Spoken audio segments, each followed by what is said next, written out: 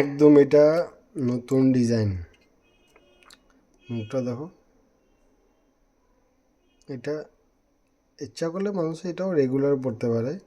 এটা মুখ বাঁধানো শাখা, কিন্তু শাখাটা মুখটা কাটা নাই। দেখো, কিছু কিছু শাখা আছে মুখ বাঁধানো, মুখটা কাটা থাকে।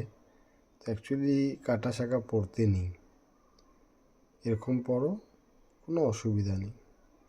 শাখা লাস্টিংও ভালো করবে।